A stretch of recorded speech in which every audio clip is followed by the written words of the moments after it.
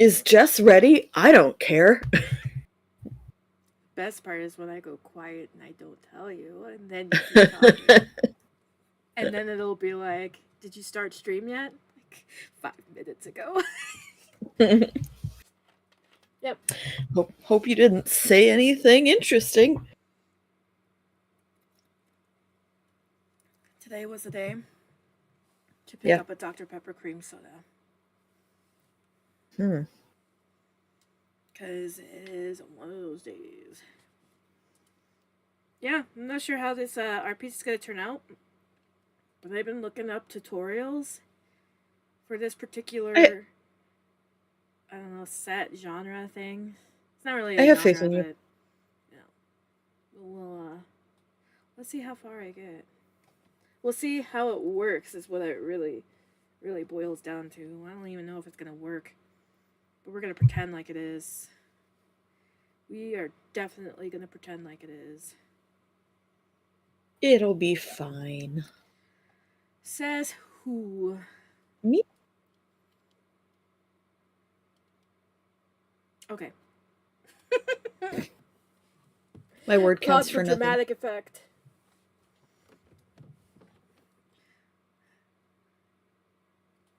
So, people on the highway rubberneck for the dumbest reasons. Why? Why is it the road crew working on the side of the highway so damn important for people to rubberneck for 4 miles? I don't get it. I do not get it. Explain to me, Jess. Explain to me. And I don't know. I live in a town full of retirees and college students. If I could figure out why people can't drive, I would fix it. Because nobody in this town could drive either.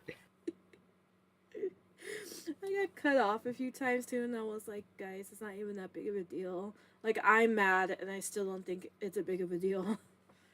And then I got off, and I was even more mad because the road that I got off on to avoid one of the off ramps being closed was also closed. And I was like, damn, this really do be like my day today.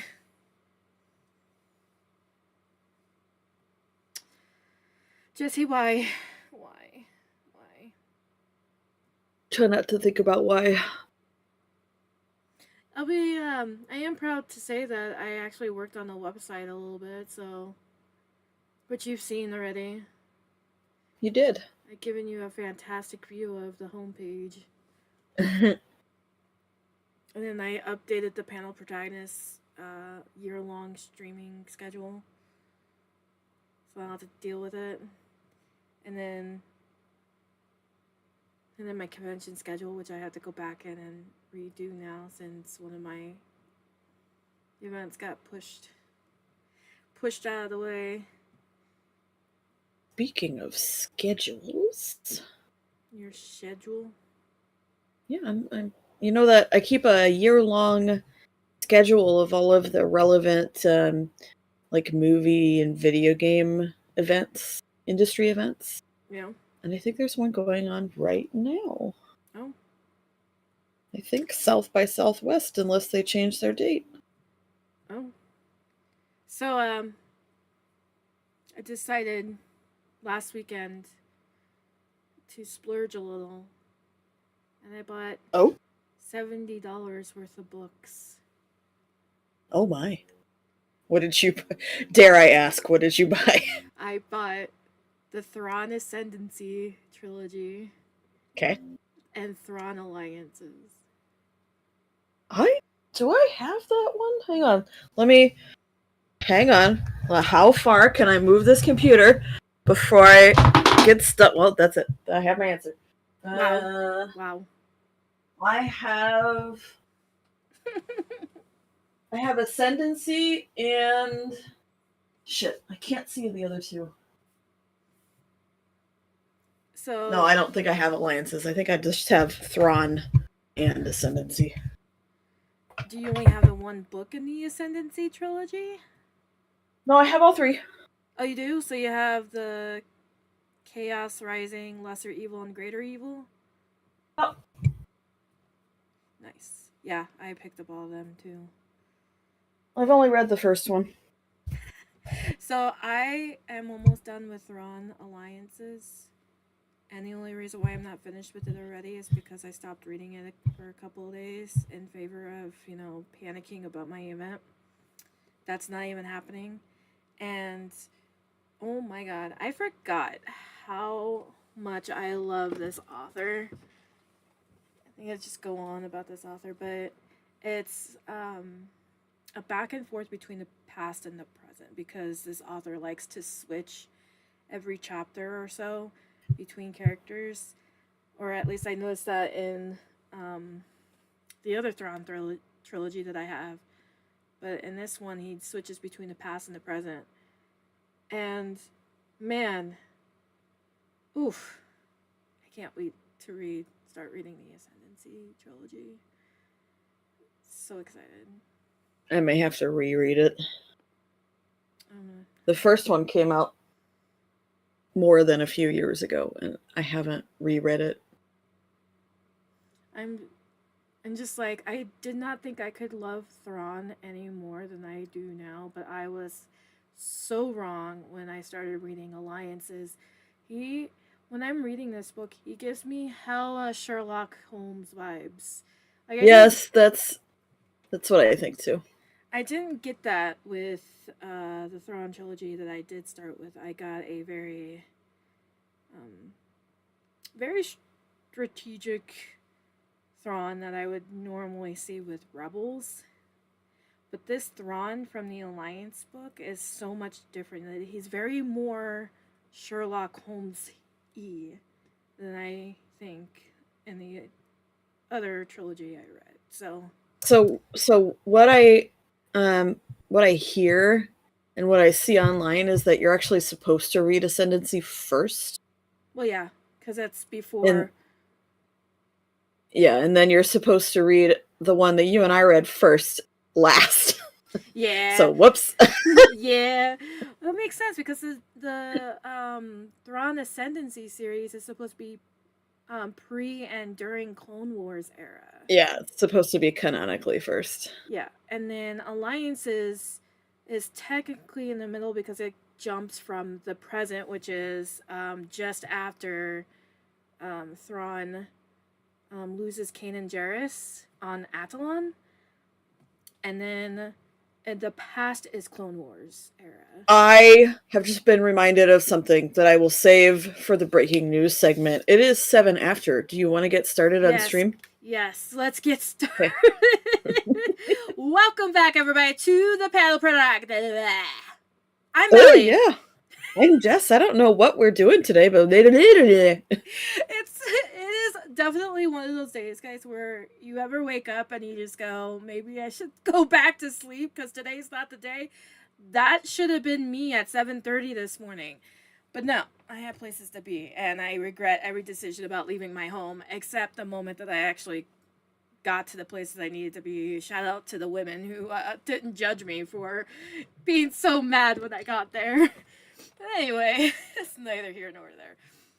And I guess that just carries over to my speech patterns now. So anyway, thank you for joining us today for our No Man's Sky live stream today. I'm doing something different. I'm gonna be working on landscaping because I've been watching tutorials on landscape, and I was like, "Oh, that's what you meant." Yes, and I was like, okay, I think I can work with this. Maybe, sorta, kinda.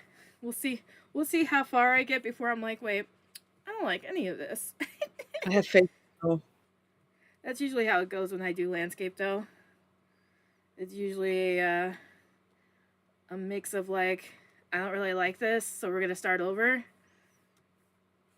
But anyway, again, neither really here nor there. So with that, I give it over to Jessie for Jessie's breaking news. Okay, dokie. I actually have a breaking news segment today. I didn't think I would until this morning when I was searching for the extra tidbits of notes I wanted to add in today, and I found a whole bunch of stuff. So, Oh. first things first, if y'all are shooty bang bang video game fans, then just Shooty bang bang. yep, player beware. If you have been following the Battlefield 6 development, you probably know that there is a closed beta playtest going on right now, and as of yesterday, there has been some footage leaked online in the usual places. I checked this morning, it has been removed, but it keeps popping up mostly on Reddit as people saved it. Yeah, I know.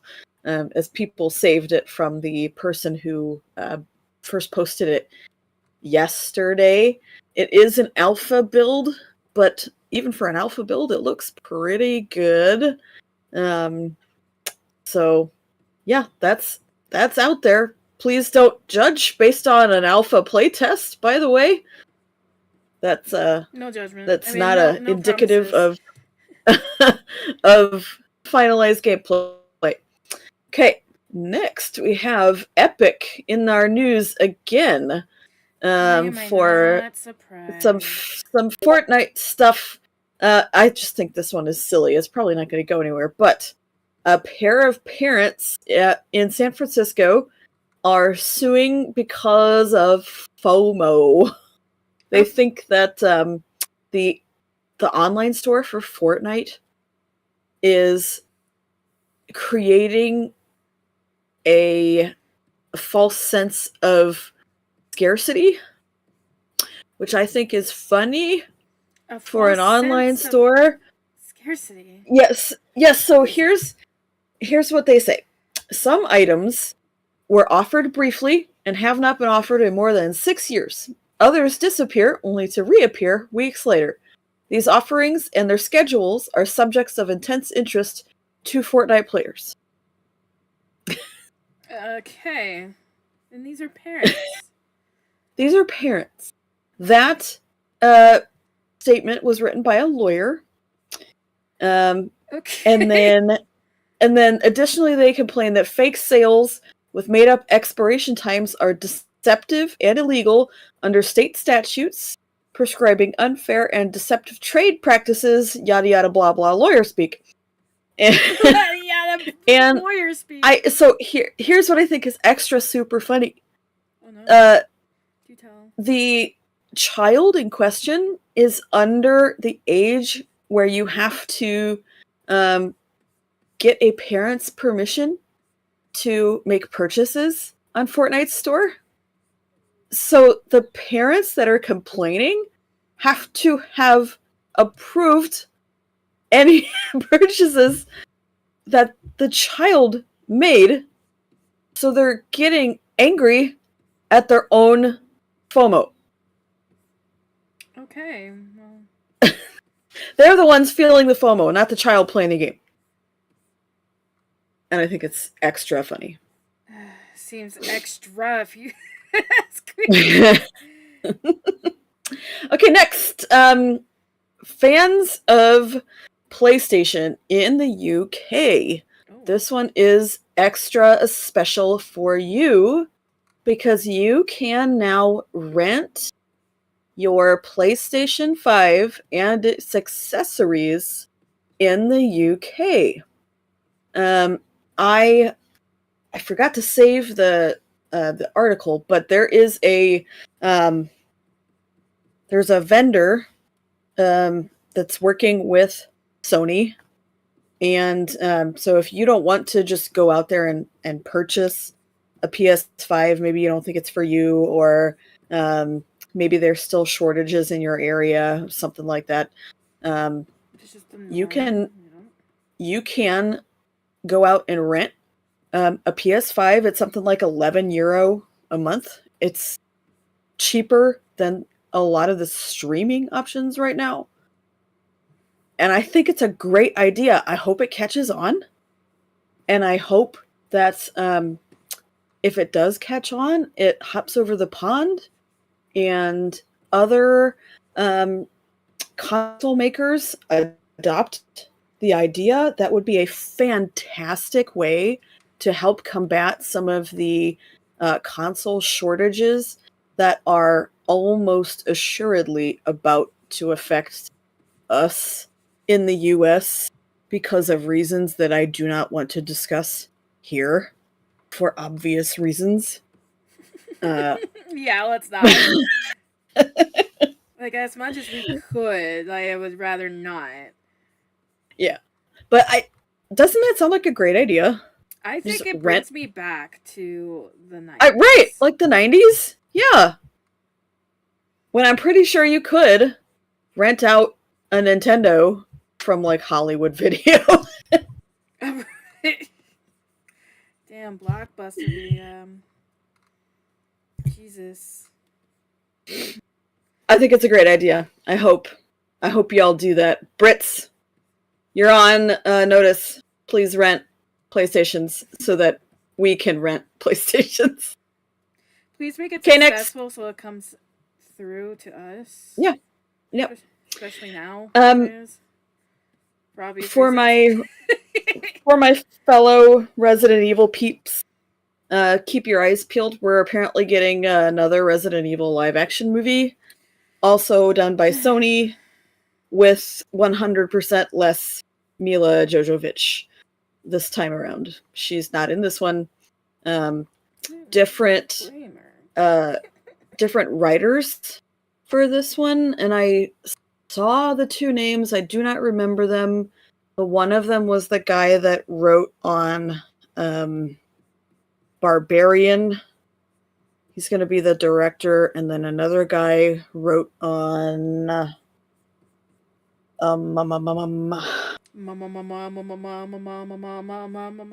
was good. No, I don't remember it. But a decent writing and directing to start. Okay, they say it's going to be more faithful to the games. I will believe that when I see that, because right now... I know. I'm hoping that that's true. We've had 3 animated things in the last couple of years. 2 of them were actually fairly decent. One of them was, I'm going to say, weird. Wait, which one are you thinking of? There was one about a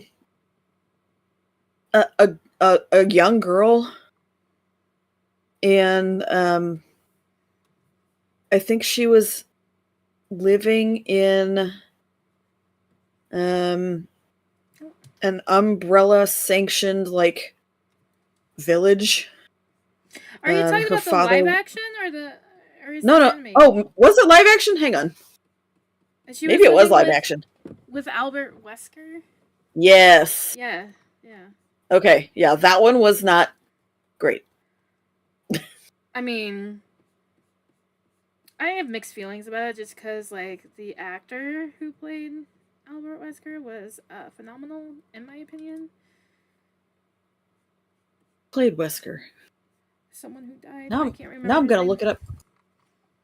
Yeah, Who he passed away. Albert Wesker. Oh, Lance! Oh, right! Yeah. He was fantastic. Right. He was good. Mm-hmm. I forgot about that. Now I feel bad. Oh. Well, You're okay. just like, sorry. Not sorry, though. He was a good Lance, or he was a good Albert. He was definitely Wesker. A good Lance. He was a great Lance. Oh my gosh! Yeah. But what I'm hoping for is a movie that either follows Resi 1 or maybe Resi 4. Like the game? Those are, yeah. Or if they want to go completely off kilter, one that's specifically about Wesker in the early days of Umbrella, because Wesker is a really fascinating character to me.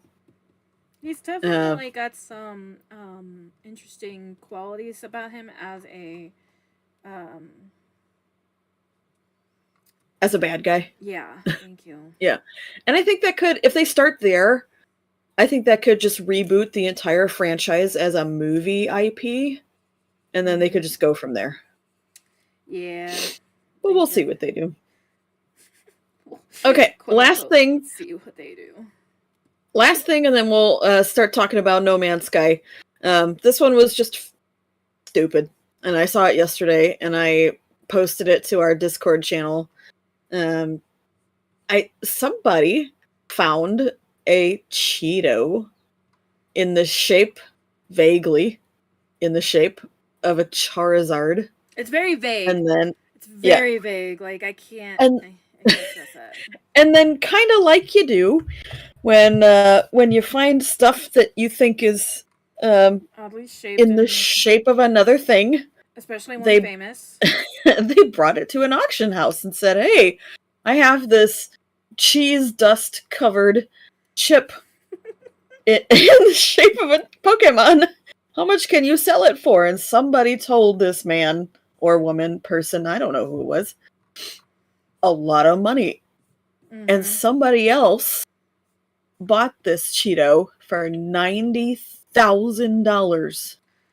You know what I could do with $90,000? I could do a whole heck of a lot with $90,000. I could pay my student loans and my sister's student loans and maybe her house, which I would do in a heartbeat, and then maybe still have some left over. Shit, I could put down more than 20% on a house here with that kind of money. $90,000 for a chip. Who does that? People who have money and no time. That's just stupid. It's absurdly a lot of money. But anyway. I can't decide if that's more or less stupid than an NFT. Because at least you can hold this until you eat it. Or, decomposes like most organic shit does. Right. Oh my god, I can't wait until the person who bought this gets a dog.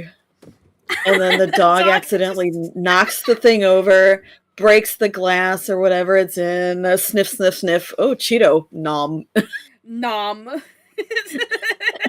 $90,000 down the drain. He'll poop it out later, I promise. Oh, God. Cheese. Or yes, Cheeto. Cheese.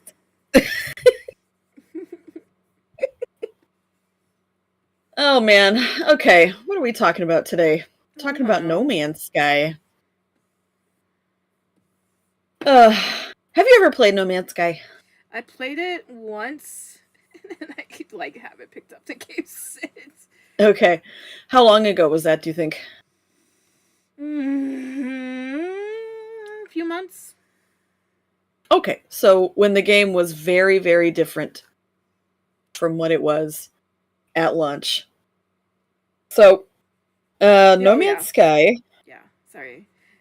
No, it's okay. Shit.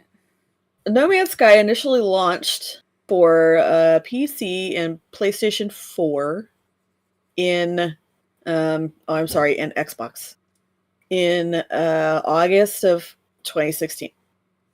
So the entire world was different in August of 2016. We were all hopeful and stuff. I remember those days with Ken trying to figure out the whole thing with No Man's Sky, but I figure I could talk about that when we get there. Good. So I remember I was the most hype for this game than I think I've been in a while. Certainly since probably Skyrim. Wow. That I was the most excited for anything. And it had been 5 years since Skyrim.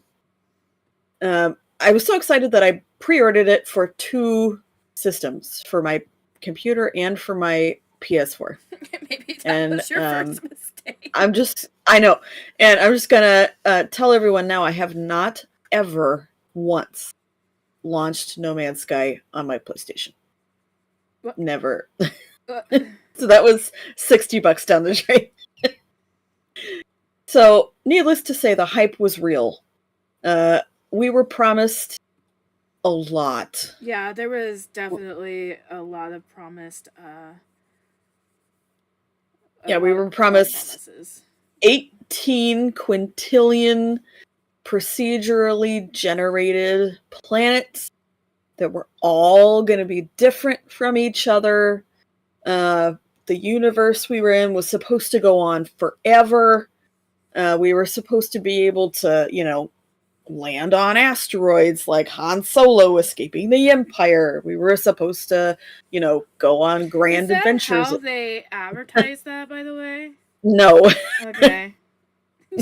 no, I just put that in when the asteroid landing sequence was announced. The only thing that popped into my head was that scene where the asteroid kind of spins around and you just see the Millennium Falcon just chilling there. Oh That's all I yeah, saw. yeah. I can see why. So we were supposed to be able to, go on adventures around this universe with our friends, and it was supposed to be full of, these NPCs and lots of alien life, and we were supposed to be able to discover all this lore and history, and that's not what happened. We we didn't That's get not what happened. we didn't get a whole bunch of that. Sean Murray and Hello Games, they took a really big L at the launch of this one. And it would be a couple of years before somebody took a bigger L than them. Them? Holy shit. than them. The backlash was That much? harsh. Huh? Oh, okay. That's unfortunate. Definitely unfortunate for them. So I don't know if you remember this, but Hello Games, after the game launched, I think it took a week or two for this to really start going, but their Twitter account was hacked. And then they started getting death threats. But it's I don't know what the fuck I want to say.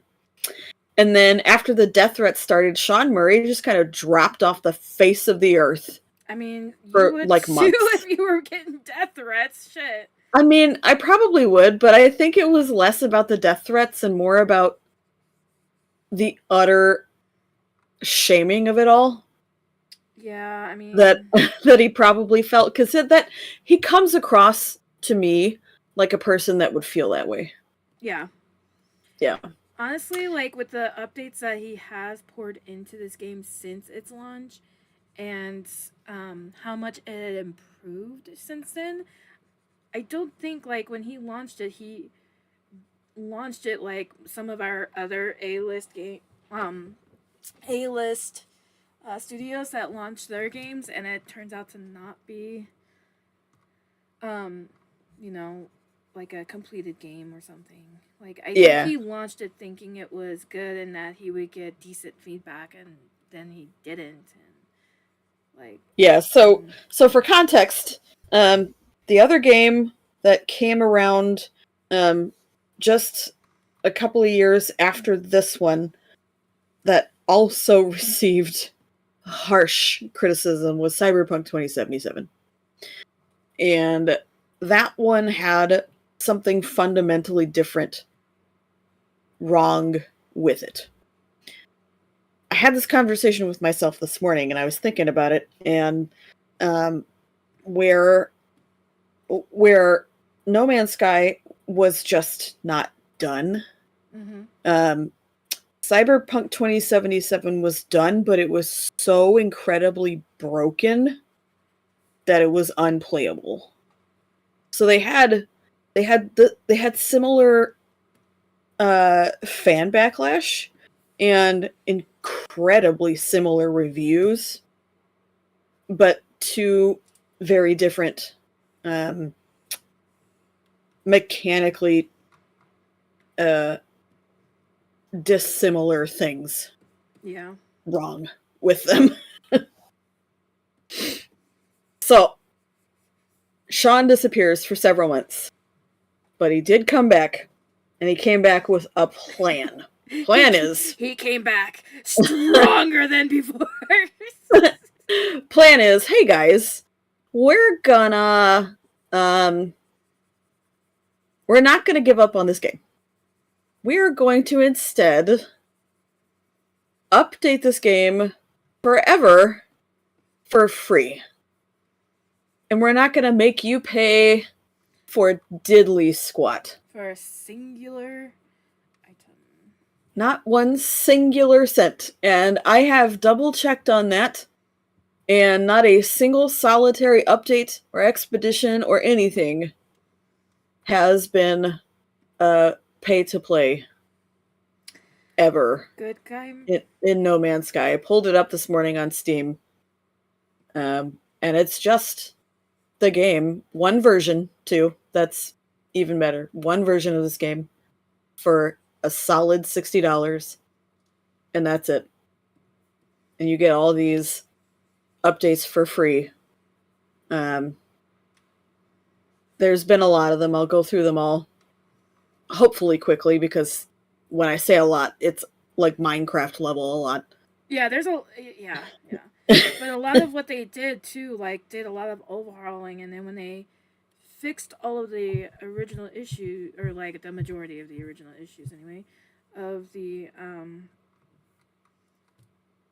game mechanics and everything, then they started adding additional content for their players. Yeah, the main takeaway of today's stream is 2016's No Man's Sky is an entirely different game from 2025's No Man's Sky. Entirely so it's different. Like a brand new game almost. It is a brand new game. So I actually started a brand new game a couple of maybe it was more like a couple months ago. And I had to relearn everything because it was all so different. So brand new. And then your husband had to come in and help me. Okay, now I remember. Yep. Definitely. Yep. Okay, I got it now. I got you. So what is actually No Man's Sky? What the hell are you doing in this game? Initially... exploring.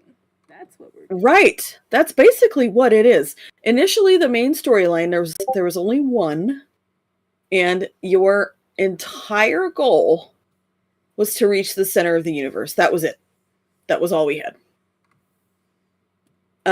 Along the way, you could, craft what you needed, your survival tools and stuff, and you could learn, I think there were 3 languages at the time.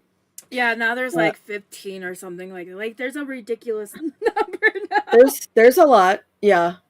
I don't know how many it is now because I've only unlocked 4. You better get your shit together then. Are you kidding me? There's so much. I could pour 1,000 hours into this. It'd be Skyrim all over again. Be a 3,000 hour playthrough, and I would never even get close to finishing this game. So, as the game is now, there are 2 main storylines. There's the quote unquote primary storyline. It's called the Artemis Path, where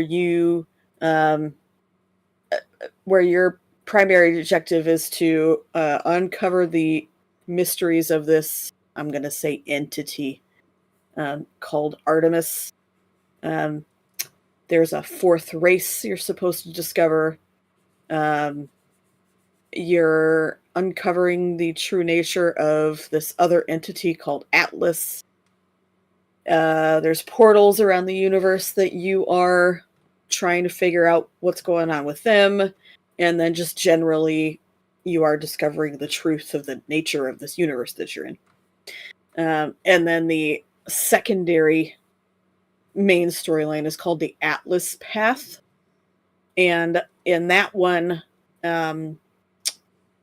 you're given these objectives to go to Atlas stations that are scattered across the universe, and I won't tell you what you get from those, because that's a fairly major story plot point. So, in a extremely large nutshell, that's what you do in No Man's Sky. Obviously, there's a ton more that you're going to do, and we're about to go down that rabbit hole right now. As I sort of go through all of the updates that have happened since the game's initial launch in 2016, when Hello Games decided that they were going to make it a priority to continue to support No Man's Sky and the players who stuck around. And there are a lot of them, and there are a lot of people that came back to support this game at various turns. So No Man's Sky was really kind of a make it or break it for Hello Games. They had only released, I think, 2 games before this one. They were indie before this. They're still indie now. I mean, I can't say that they're not an indie studio now, but they'd only released 2 games before this. I had never heard of them before No Man's Sky, and I had still never heard of the 2 games that they released before No Man's Sky. So this was their moment. This was either fix the game or go down with the ship. And the decision they made to support the game was really at their own expense, and I don't know how fiscally. I don't know how they did this, but I'm not going to try to figure it out because I think it'll hurt my brain too much to try to figure it out. Fiscally? Yeah. Yeah, financially, how did they recoup? I wouldn't go down that rabbit hole if I were. Yeah. Yeah.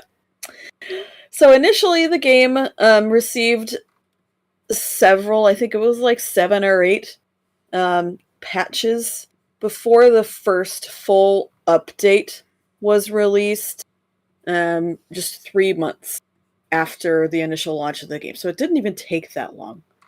It's not like, they let it flounder for a year and the player base died off and then they released an update. No, it was 3 months. And this update added the first iteration of base building and completely redid the terrain generation. It very much in the same way that Minecraft does its terrain generation, where it's all essentially random, based on certain algorithms that they've made. This is all quite random. And I have a story to tell you about a world I spawned into this morning, which was not fun. Well, okay. Yeah. That was a very interesting development, I guess. The second update, which was just a couple of months after that, added planetary craft, so land craft, a permadeath mode, which if you're insane, you can try, but I mean, I don't know. Early No Man's Sky was afraid to kill you. Today's No Man's Sky really wants you dead. Like, really wants you dead. Really wants you dead. And then it gave some early ship and weapon specializations and support for the PS4 Pro, which we didn't have right then and there at the initial launch. The third update was the biggest one for that initial launch window. This would have been in early 2017. And this was the Atlas Rises update. So this update completely redid the main storyline, which was a primary gripe for many players. Initial reviews, for the launch. And so it completely redid that whole main storyline. And now, in fact, when you go to the wiki, there's a special section for the Atlas Path where it deviates for the 2 versions of that quest line because they changed it so much. Jesus. It also updated the core mission system. The missions up to that point, I hadn't done a whole lot of them. But I remember them being annoying. And some of them were kind of hard to follow. So it completely redid the mission system. It patched the trade system and the economic which was portion. a big thing, I feel like, for a lot of players. Yeah. So the fact that they had changed that is pretty...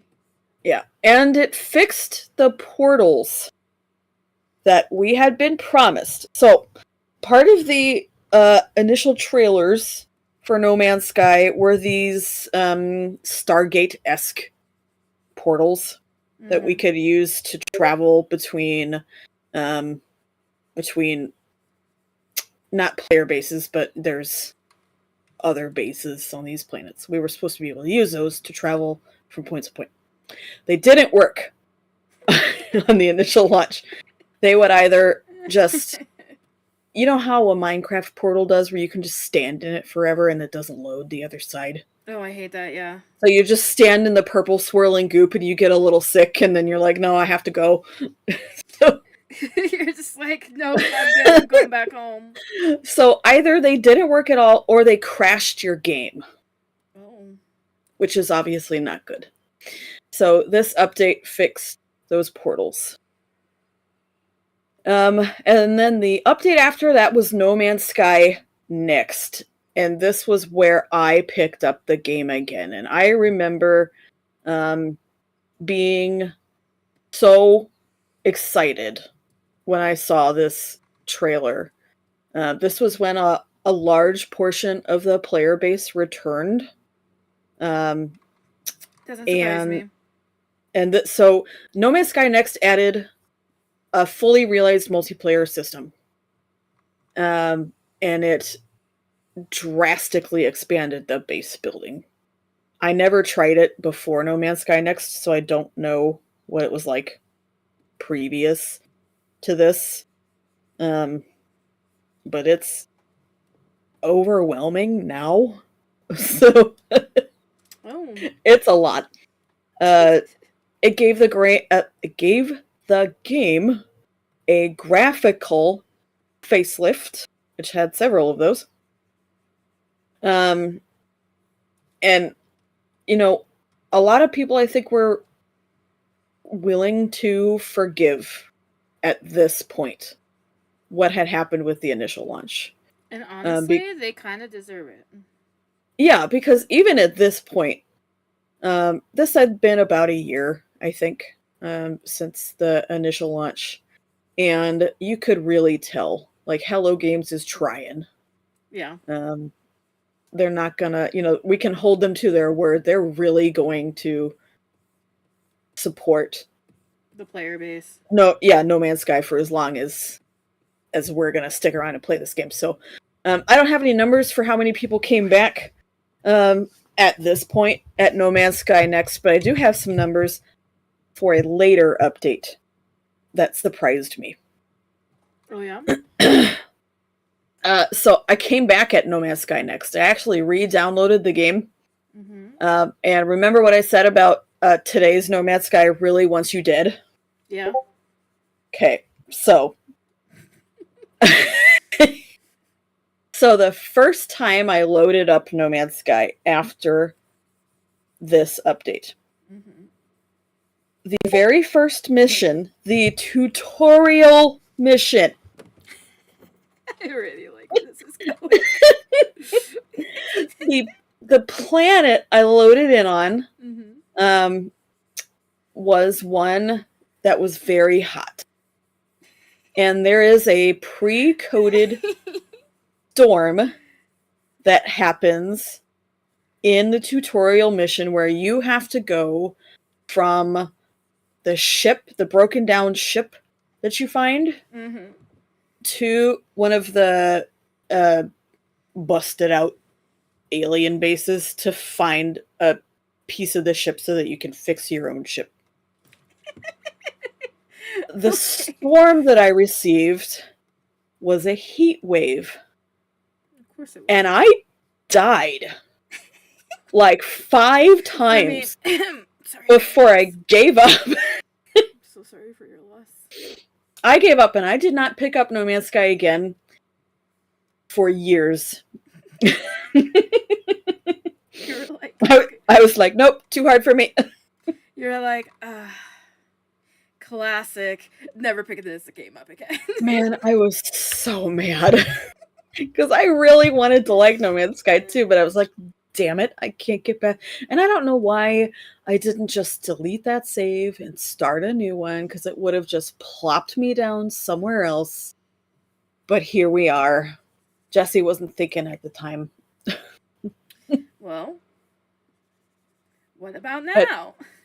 I have restarted now, and I have another story to tell about now. Oh no. So many patches would follow No Man's Sky next before the next big update is called the Abyss update. Just in case y'all were wondering what Hello Games was doing with the horrors of the alien deeps, it looks just like Subnautica. So if you really wanted to play Subnautica while you're in No Man's Sky, If you really wanted to scare yourself. Certain pieces of it are terrifying. I don't like the swimming mechanics in No Man's Sky. So if I don't have to go underwater, I just don't. Cuz yeah, I don't like it. And refilling your oxygen underwater is harder. So there's like a very real fear of drowning. Well, you know, they did pay attention. I mean, They did, yeah, they certainly did. The Visions update was next. It added more variety to plant and animal life. It added in new biomes to all those 18 quintillion planets we were all discovering. It added some honestly pretty cool archaeology and salvaging stuff. And it made updates to community missions and improved UI. So there's some game-wide missions, and now if you're contributing to those, your contributions actually update. wow. I don't know why this was broken, but it was. Your contributions will actually update the community's total. Oh. And then we got No Man's Sky Beyond, which was the next massive update, and a whole bunch of players came back for this one too. This one expanded multiplayer again, added fully realized VR, so you can play No Man's Sky in VR now. I feel like that would make me sick if I tried. Yeah, But I don't know. I have a PSVR. And I have the game. I have that totally unlaunched PlayStation version, so I might try it. Wow. It reimagined the NPCs that up until this point had been pretty much untouched, and that was another kind of pretty big gripe with the initial launch. They just are kind of there. They're just kind of dull. They don't. Unfortunate. They don't really do well. I mean, they're NPCs. I mean, and you don't find them in large groupings. I mean, it's No Man's Sky's NPCs are different than other games' NPCs because there's not a section of the game where they're coded to interact with each other, or be kind of just ambient background crowd or anything. But at the same time, they even doing what they do now, they're still kind of just bland. Oh, okay. If I'm being real, A it little too redid real. it redid the tech tree. It added new story content. It revised the early game missions and tutorials.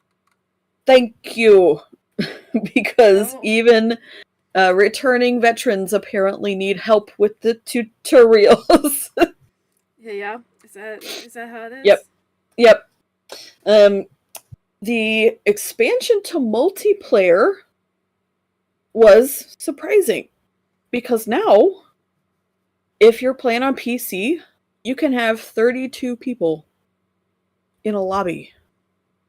And I haven't seen that high a number of an online lobby outside of like COD, maybe, or Fortnite, or one of those where you're meant to have like a party game where you're meant to have a The lot. people, yeah, Yeah, the people to everything. yeah. So that was surprising. There's another part of the game where you can only have 16. Um, it's like a specialized mission area, so it cuts it in half. But 16 is still a lot. The No Man's Sky Beyond itself, just that update, received a number of patches. Before then, we would get the Synthesis update, which was focused on quality of life stuff. So it was smaller things, but it had been a lot of stuff that the community was requesting. So Okay. that was all good things. Then the next update, I want to find this, literally added Moya from Farscape. It was a living ship. Do you remember Farscape? Yes, and I do believe Okay. Kenneth has that ship. Oh, that one's so bad. Yeah, you're gonna I'll have to find it. fight him. You're gonna have to fight him on that one. No, I'll find one of my own. Thank you. Mm-hmm. Or maybe we can just play together and I can board his ship. I could just go for a little flight on Moya. Then the the update is go. Yep, go on a little flight. The update after the living update added more exocraft.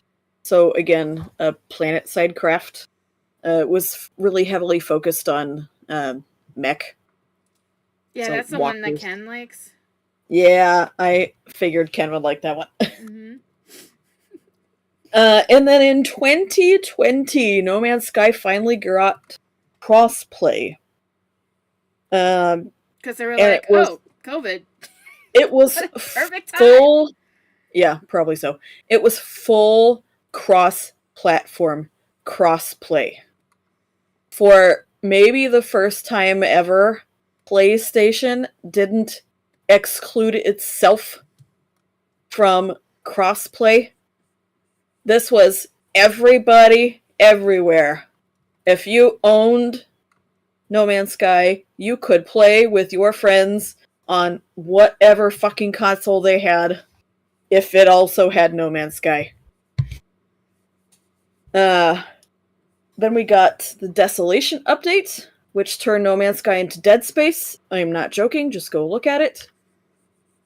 Then the Origins update added a bunch of like more terrain generation stuff. They keep fiddling with the terrain generation. They like their terrain generation. I can't. They do, yeah. Yeah, I got nothing. They added even more critters. Because I don't know if you've noticed when Ken plays, but you do seem to find similar looking animals. Oh, I noticed that when I played. Yeah, yeah. I think the generator for fauna probably needs some tweaking still. It just hasn't gotten past the spore stage where everything looks like it's coming out of spore. Oh my god. You know, I do think about that game a lot when I'm playing No Man's. Yeah. Also, it added more weather that can kill you.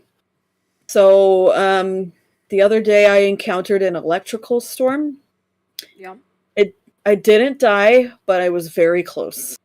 And I noped out of that planet so fast. Yeah. Yeah. I don't blame you. And then we go back to Dead Space for the Halloween update. Because why not? Because why not? There's a third one. Goes right back to Dead Space. Then the next generation update retooled the graphics engine for current gen graphics. So this would have been the last go round for highest end computers of, I think we're working on 2021 at that time. We weren't quite at PS5 yet for the next gen update. But we were getting there. Oh, we were and getting then a series of expeditions added new game mode, new missions, new rewards, new hub worlds, new milestones, and if you really wanted to, you could pretend like you were playing Mass Effect. There was a way to get the SR-1 Normandy and fly around in the Normandy. Oh. So now you can have Moya and the Normandy. And then you can also, I think, build your own version of the Star Trek ship, whose name I'm forgetting. The Enterprise? Off the top of my head. Yes, thank you. And I'm not even. It's not really the Enterprise officially, but you can get real close with the looks. Then the Prisms update improved the graphics again. The Frontiers update was next. It let us set up our own alien settlements. So at this point, the base building was very advanced. Yeah, it was very advanced base building, but now you could do like a full-on settlement, and you could move in alien NPCs and actually have them in your base. Then we got another 3 expeditions. By the way, expeditions in No Man's Sky kind of work similar to those special missions in Ark that you have to get. You have to get them. Do you get those at the? Words are failing me. Do you know what I'm talking about? Those special missions where you load into an instance? Vaguely. Okay. It's been a while since I played. Okay. I've never played one of those, and I've never played an expedition either. But I know that's how they work. They don't take place in your original game. They'll take you into a separate instance. Oh. Yep. Then we get the Sentinel update, which will let you have a little robot companion, and it updated weapons and combat. So this was No Man's Sky's combat update. Then we get one that I think is pretty cool, to be honest with you. I haven't done anything with it yet, but we get the Outlaws update. Yeah, I think this was like 2021, maybe the tail end of 2021. The Outlaws update added a brand new mechanic to No Man's Sky, and you could become your very own Firefly outfit if you wanted to. You could recruit your own squad of pilots and just be a space outlaw. If that was your dream for No Man's Sky, you could do it.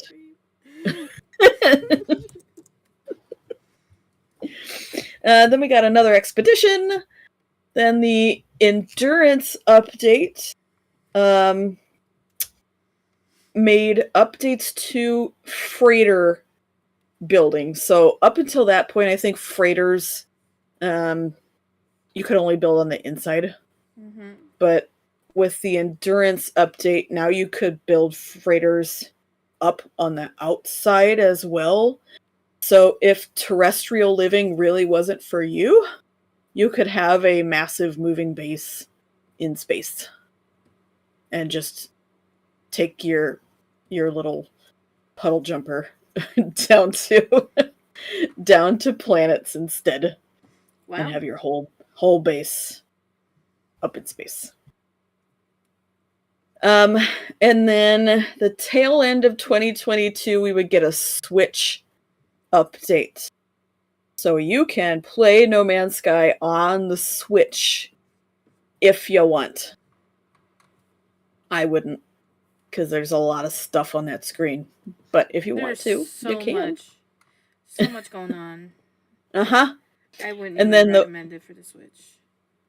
No. I don't know how it plays on the Switch. I haven't purchased it on the Switch, and I'm not going to. I would be curious to see how it plays on the Switch, actually. Probably not that great.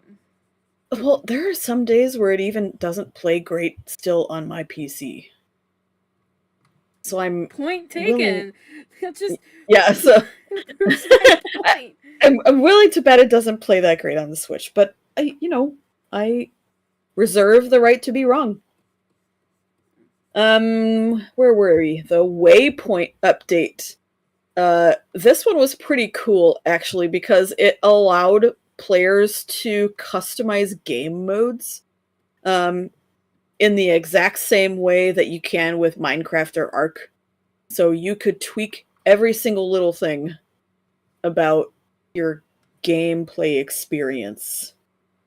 So if I wanted to turn off or turn on any little thing to make it as less frustrating of a gameplay experience as possible, I could do that. If I really just did not want to bother with anything frustrating at all for No Man's Sky, I could turn it all off. I won't, but I could. It's a thought that counts. Yep. It also increased the level cap, which is never, ever going to be a problem for me, but apparently it was a problem for some. We call those added sweaty tryhards. I know. They're out there. We know some. And then some quality of life stuff. He knows he is one. He knows, but I'm going to tell him. And then, immediately after that, there was a holiday update to cap off 2022. Then we got a tiny little one to support PSVR 2. If you have a PSVR 2 headset, there was an update specifically for you. And then the Interloper update added these really cool corrupted planets. So they're all full of these man, if you think the alien critters look really alien now, the corrupted planets are funky. Yeah. And the animals on the corrupted planets are funky. And they're all either irradiated or toxic, or both, if you're really unlucky.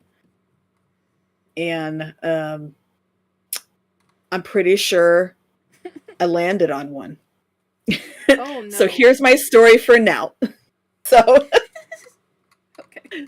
So when I started my new game, I popped in to a world that was toxic. And I knew it was toxic immediately because everything around me was purple and green. which is just the universal indicator for shit's poisonous.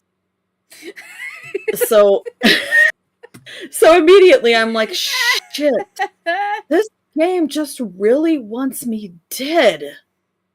But I was on the normal setting. It was the tutorial mission, and there was ferrite everywhere. And for the uninitiated, ferrite is what you use to charge your life support. So I was pretty sure I would be okay, but I did not know what type of storm was going to be on this planet. So I'm doing the tutorial. I'm doing pretty good. I'm blasting through a lot of ferrite, but I'm alive. I'm fine. My ship generated in, I'm just going to call it a pit.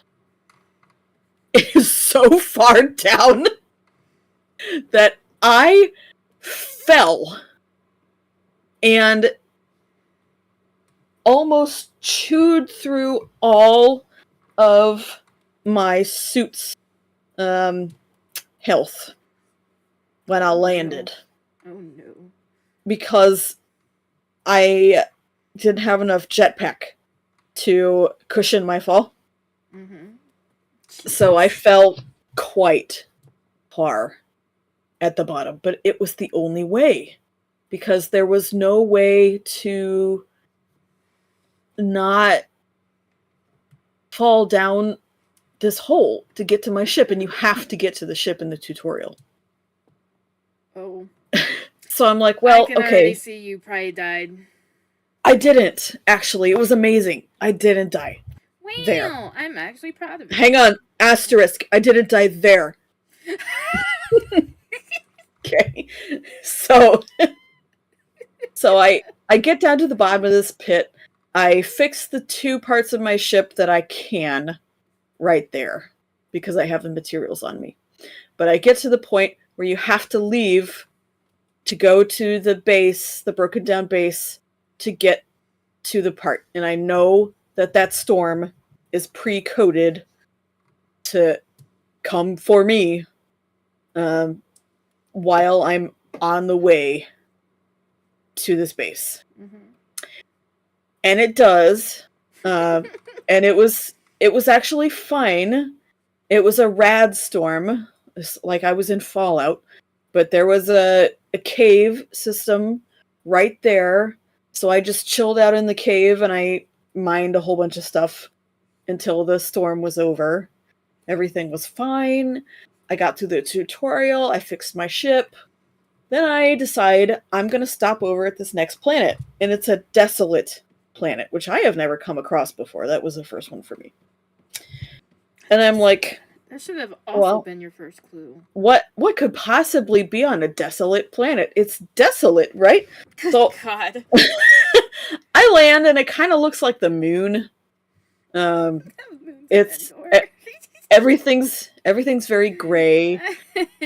I can just see a smattering of other resources, but it's mostly ferrite. A smattering?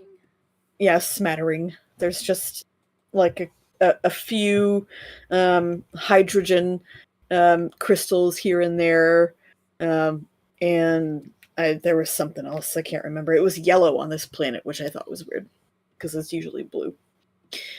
But I'm going up a hill to some wreckage that I saw off in the distance. Random fucking shit, because that's usually how you die. But okay.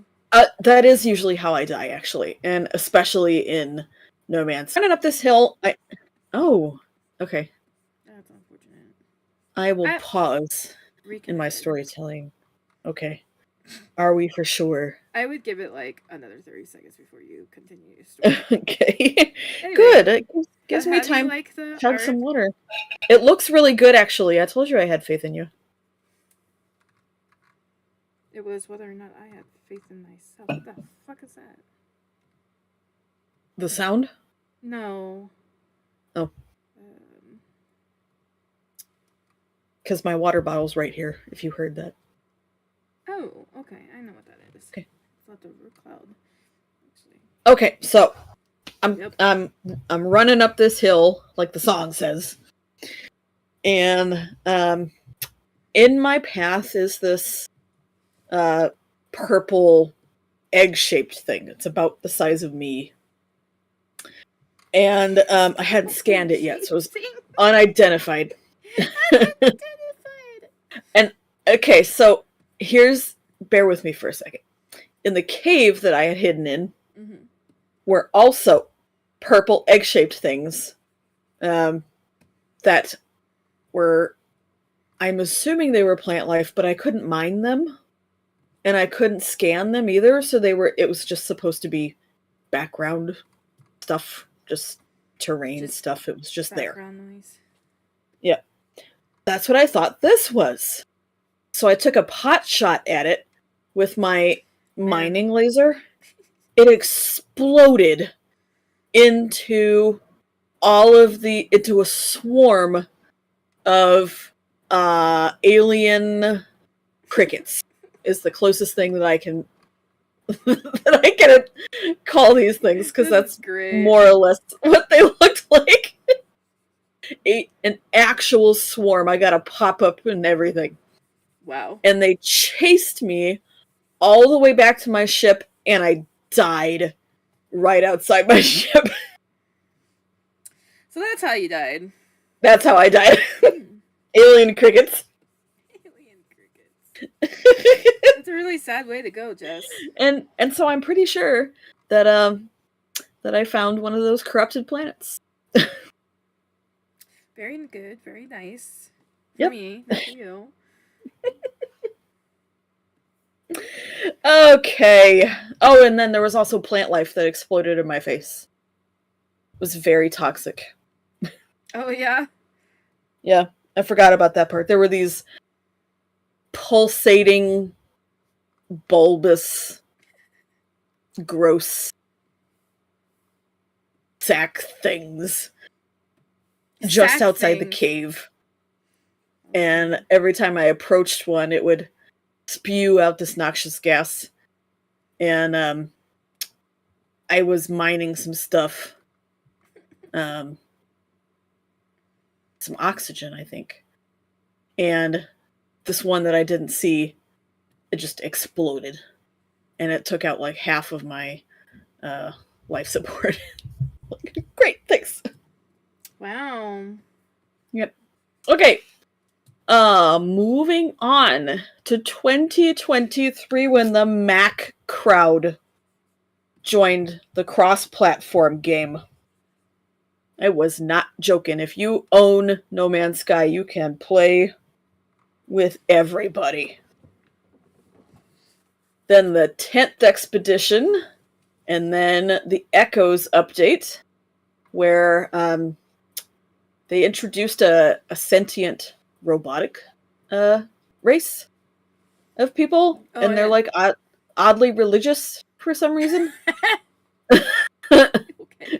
Religious robots. You can take part in their ceremony, and you can build this ritual staff and walk around with it. What the fuck? You can learn their robot language. Oh, man. I haven't learned that one yet, but that's a new one. Then we got another holiday expedition. So this was holiday 2023. And then the Omega update. It added new missions, and then it further improved the community expeditions. So some of the expeditions are also community events. And then we got the orbital update. Whoops. Which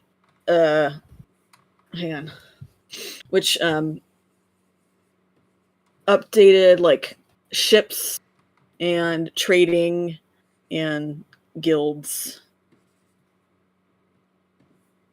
Then we get probably the biggest one to have happened since I don't know, 2019. Worlds Part 1. And this is really where the bulk of players returned, I would say, for No Man's Sky. It was a 500% increase in player base return. And I don't know how many people that equates to, but 500% is a lot. Worlds Part 1 was a gigantic immersion quality update. So it was all about graphical enhancements, game engine improvements. It had enhancements for water and cloud graphics and enhanced shadow stuff, however shadows work in games. It improved loading speeds and frame rates. It further diversified world generation. It improved the weather systems again, especially with that one. It improved the wind system. And then it completely... I said that twice. It completely rebuilt the wind system. So I just typed it twice. It really did do what an immersion mod, like a really, really good immersion mod would do. But it was official. It was an official update to this game that you didn't have to mod it further. And then the Aquarius update, like 6 years after the initial launch of No Man's Sky, added fishing. And it took that long for us to get to fishing. But here we are. Why are you judging?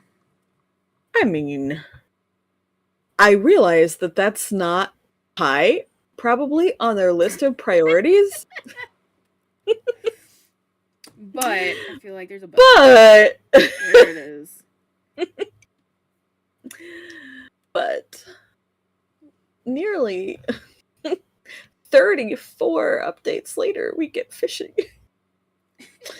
Alright, then we got another expedition, another holiday update, then the last expedition, and then finally a re-arrive at Worlds Part 2, which just dropped literally just a couple of weeks ago. And it's added new planet generation. It's added some new story elements. It's added new animals and biomes. It's added some new gameplay stuff, which I haven't checked out yet. I haven't even seen the trailer for Worlds 2. That's how new it is. It's updated lighting and water rendering, which is maybe part of the reason why I am not running completely up to quality standards right now, because I think at this point the game is updated up to the max of my current machine. And I may have to crank down my settings to play No Man's Sky. As odd as that sounds, I know. But it's behaving a lot like Ark, actually. Gonna have to crank it down. So, in total, 17 expeditions and 34 major titled updates to No Man's Sky. Yeah. 30 titled updates later. 34. Listen, titled I can't speech, updates. Okay? I tried to say 34, but it didn't come out as 30. I played it fast. That's quite a lot. And I realize that the game's been out for 9 years now. Almost 9 years now. So that's a lot of time for the game to have been updated. But that's quite a significant work that they've completed in order to continue to support this game that they initially, launched in such an incomplete state. Upon its initial reviews, No Man's Sky was called things like clumsy, crashy, empty, stale, repetitive, vague. And those words, those reviews came from across the board. I think the user reviews on Steam, as much as it hurts me to say this, were like mostly negative. Damn. Which is bad. Mm-hmm. And I don't remember what they were on the major review aggregator websites, but the scores were in the red. They weren't good. Jeez. Yeah. But now, let me see. Let me pull up Steam and see. I don't even know if the store will tell me since I've got it in my library already, but let's find out. Should. No Man, here it is. No Man's Sky. Very positive is what it says right now. Which is a As it should. large turnaround. As it should. Yes, as it should be.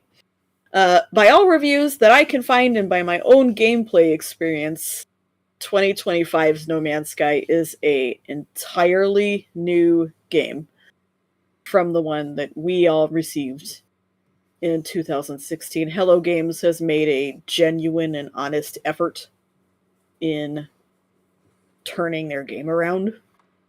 And it has really paid off. I mean, you can kind of, even if you go out to YouTube and you look up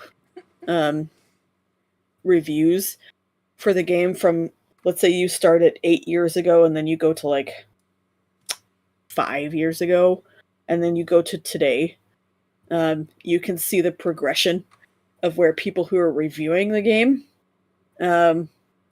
have a change of opinion, a change of heart. And almost everyone today says, if you find a video that says, is No Man's Sky worth it in 2025? Yes, is the answer. Everyone says yes. What did I see this morning? I saw one that said that the game was... they used very glowing verbiage, but it was something like the game was perfect, which is not true, but that was their opinion. There are some people out there that genuinely think this is a 10 out of 10 now, as it stands now. Would you call it a 10 out of 10 as it is? No, but I would rate it pretty high now. If this game had launched like this 8 years ago, I probably would have rated this an 8 out of 10. The problems that I have with it now are mostly of my... Well, they're mostly of my own making. The game is quite overwhelming. Dude, yeah, that's... I will attest to that because that's the reason why I haven't picked up the game since. Yeah, I'm trying. I want to get to a point where I love No Man's Sky as much as some of these people that I watch their videos of. I really do, because I think there's quality in this game. The other thing that I haven't, I think, experienced yet, and maybe what, I don't know if it's lacking or not, but I haven't found it, is I'm not exactly sure where the story is of No Man's Sky. Oh, you gotta look for it? Yeah, you gotta hunt it down. And so I'm not a huge fan of hunting down the story. But that's you know, that's like every freaking RPG. No, in a lot of RPGs, you're at least drip fed the story, but in this one, that drip. in this one, you don't even know the language yet. So no one can even tell you any part of the story because you don't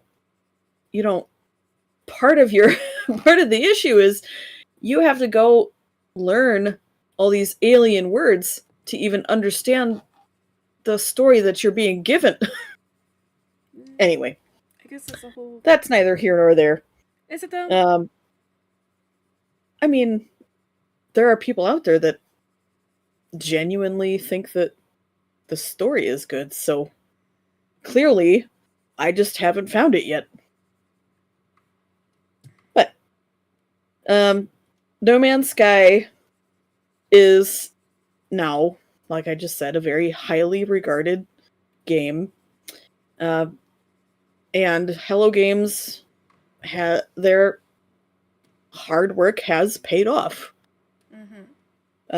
They've got all these people returning to the game. I think they're still going to continue to work on this. Now, that being said, Hello Games last year, maybe 2 years ago, they announced another game that they're working on. It's called Light No Fire.